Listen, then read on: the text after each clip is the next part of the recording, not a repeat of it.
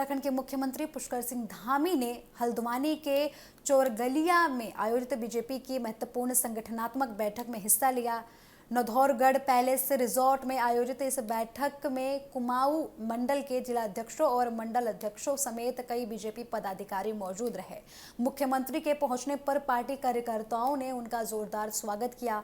बैठक में संगठन को मजबूत करने, आने वाले कार्यकर्ताओं और चुनावी तैयारियों को लेकर विस्तार से चर्चा की गई। बैठक से पहले मुख्यमंत्री पुष्कर सिंह धामी ने हल्द्वानी रामलीला मैदान से जुड़े शुद्धिकरण मामले को लेकर कांग्रेस पर तीखा हमला बोला। उन्होंने कहा कि देवभूमि उत्तराखंड में किसी भी तरीके का विभाजनकारी नैरेटिव स्वीकार नहीं करेगी। मुख्यमंत्री के मुताबिक आपको बता दें कि रामलीला मैदान में ऐसे नारे लगाए गए जिन्हें लेकर विवाद खड़ा हुआ और बाद में स्वयंसेवी संगठनों के लोगों ने विरोध जताते हुए स्थल का शुद्धिकरण किया है। इस मामले को लेकर कांग्रेस की ओर से उठाए जा रहे सवालों पर सीएम धामी ने अपनी प्रतिक्रिया दी है। मुख्यमंत्री धामी ने कहा कि उत्तराखंड में हमेशा सभी वर्गों के समुदायों को अपनाया गया। उन्होंने आरोप लगाया कि कांग्रेस जाति का मुद्दा उठाकर समाज को बांटने की कोशिश कर रही है। सीएम ने कहा कि उत्तराखंड में जाति और वर्ग के आधार पर राजनीति करने की कोशिश सफल नहीं रहेगी। उन्होंने कांग्रेस पर डॉक्टर भीमराव अंबेडकर, बाबू जगजीवन राम और सीताराम केसरी के साथ किए गए व्यवहारों का जिक्र करते हुए पार्टी पर निशाना साधा है। मुख्यमंत्री को लेकर भी आपको बता दें कि जिस तरीके से राहुल गांधी ने मुख्यमंत्री धामी ने जिस तरीके से राहुल गांधी पर टिप्पणी की है, इसको भी काफ़ी ज़्यादा अहम माना जा रहा है और राजनीतिक तौर पर इसे काफ़ी ज़्यादा चर्चित विषय बताया जा रहा है। उन्होंने कहा कि राहुल गांधी की भाषा से उनके मन में चल रही सोच का अंदाजा लगाया जा सकता है। मुख्यमंत्री ने राहुल गांधी के सलाहकारों पर निशाना साधते हुए कहा कि उन्हें किस तरीके की सलाह दी जा रही है, ये बिल्कुल ही समझ से परे है। उन्होंने कहा कि कांग्रेस की राजनीति हमेशा से उनके व्यवहार पर सवाल खड़े करती है और जिस तरीके से वो शब्दों का इस्तेमाल करते हैं उन पर काफ़ी ज़्यादा सवाल खड़े करती है। सीएम धामी ने कहा कि कांग्रेस की ऐसी राजनीतिक उसकी हताशा और निराशा को दिखाती है। उन्होंने महिलाओं के मुद्दों को भी कांग्रेस से जोड़ते हुए ये आरोप लगाया कि कांग्रेस की सोच हमेशा से महिलाओं को नीचे दबाने की रही है। उन्होंने बोला कि कांग्रेस की सोच ये है कि राजनीतिक प्रतिनिधित्व, जिस तरीके से महिलाएं निकलकर सामने आ रही हैं राजनीतिक प्रतिनिधित्व के तौर पर, कांग्रेस ऐसा चाह रही है कि महिलाएं न आए। और जिस तरीके से महिला सशक्तिकरण की बात की जाती है बीजेपी द्वारा, उस पर भी सीएम धामी ने कहा है कि बीजेपी हमेशा महिलाओं का सम्मान करती है और जिस तरीके से कांग्रेस महिलाओं को लेकर अपमानजनक शब्दों का इस्तेमाल करती है वो काफ़ी ज़्यादा निंदनीय है। मुख्यमंत्री ने कहा कि प्रधानमंत्री नरेंद्र मोदी के नेतृत्व वाली सरकार ने महिलाओं के लिए 33% आरक्षण का प्रावधान किया और महिला सशक्तिकरण को प्राथमिकता दी जा रही है।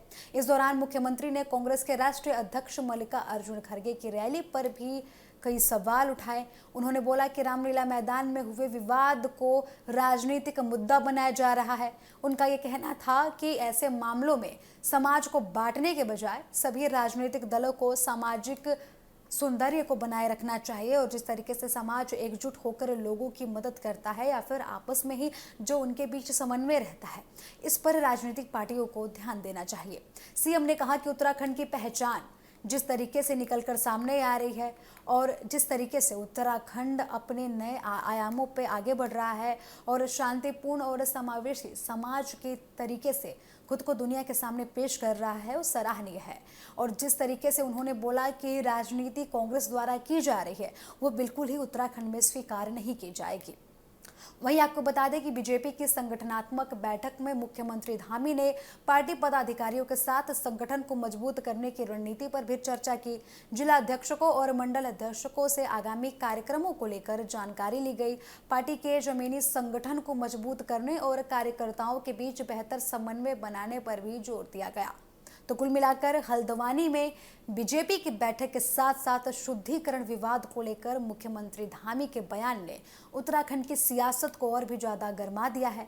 सीएम धामी ने एक और कांग्रेस पर समाज को बांटने का आरोप लगाया, तो दूसरी तरफ आपको बता दें कि राहुल गांधी और उनके नेतृत्व वाली कांग्रेस लगातार इसे राजनीतिक हमला मान रही है।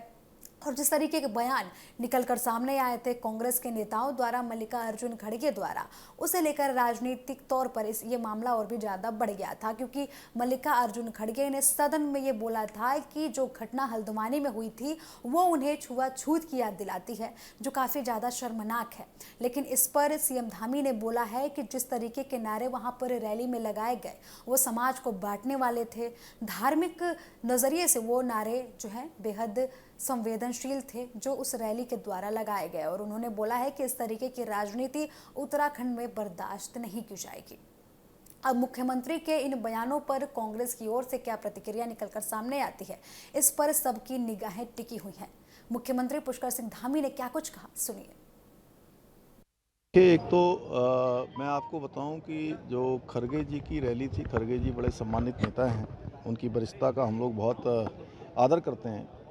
लेकिन देवभूमि उत्तराखंड में कभी भी ये वर्ग की बात, ये क्षेत्र की बात, ये जाति की बात किसी भी कीमत पर स्वीकार नहीं की जा सकती है। और इस तरह से एकदम से नैरेटिव बनाने के लिए ये सब करना, मैं समझता हूँ कि ये कांग्रेस की बहुत बड़ी विफलता भी है और उनकी हताशा निराशा भी है कि जिस पार्टी के लोगों ने कभी जो है डॉक्टर भीमराव अंबेडकर को उन्होंने भारत रत्न नहीं देने दिया, कभी उनको संसद में नहीं पहुंचने दिया, बाबू जगजीवन राम जी के साथ किस प्रकार का व्यवहार किया, सीताराम केसरी जी उनके अध्यक्ष थे, उनके साथ किस प्रकार का काम किया, और वहीं हमारे प्रधानमंत्री आदरणीय मोदी जी के नेतृत्व में डॉक्टर भीमराव अंबेडकर जी का जिस प्रकार से उनके पंचतीर्थ, जहाँ से वो पैदा हुए, जहाँ उन्होंने अध्ययन किया, जहाँ जहाँ वो गए, उन सभी को इस प्रकार से सम्मानित किया और उनकी जो सोच थी उस सोच को अपनी सरकार के कार्यों में सम्मिलित किया, धरातल पर उतारने का काम किया।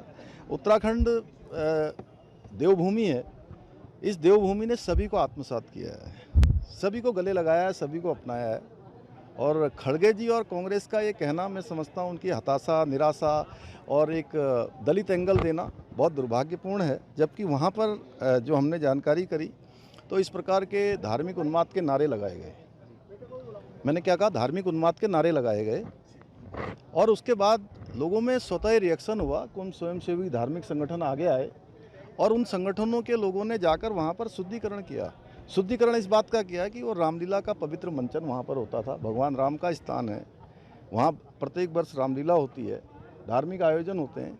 तो ऐसे स्थान पर खाली बोतलें उसमें पेशाब भर के डाल देना, वहाँ पर गंदगी कर देना, धार्मिक उन्माद फैलाना, उसके लिए उन्होंने शुद्धिकरण किया है। तो इसमें मुझे लगता है कि उनको अपने ऊपर ले जाना इसलिए था कि उनको वोट चाहिए। अरे भाई, वोट चाहिए तो कुछ काम करिए। आपको जनता बार बार नकार रही है, बार बार बाहर का रास्ता दिखा रही है, तो आप इस प्रकार के नैरेटिव बनाना चाहते हैं। दूसरा, आपको बोल रहा हूँ, दूसरा, कल आप लोगों ने देखा, हमारा विरोध राहुल गांधी से नहीं है, हमारा विरोध कांग्रेस पार्टी से भी नहीं है, यहाँ के उनके स्थानीय संगठन से भी नहीं है। हमारा जो विरोध है वो उनसे, ये जो वंदे मातरम का वो विरोध करते हैं, राष्ट्र भक्ति नहीं करते हैं, सम्मान नहीं करते, हमारे सैनिकों का सम्मान नहीं करते। देवभूमि के अंदर इतने सैनिक रहते हैं, वो सैनिकों से सर्जिकल स्ट्राइक का हिसाब मांगते हैं, वंदे मातरम का अपमान करते हैं। तो हमारा इस बात का विरोध है। कल पूरे देश ने देखा कि वो किस प्रकार से करते हैं। और राहुल गांधी जी की जो भाषा हो गई है वो इतनी असंयमित हो गई है, अमर्यादित हो गई है, असंस्कारित हो गई है, उसकी जितनी निंदा की जाए वो कम है। वो इस बात की हताशा और निराशा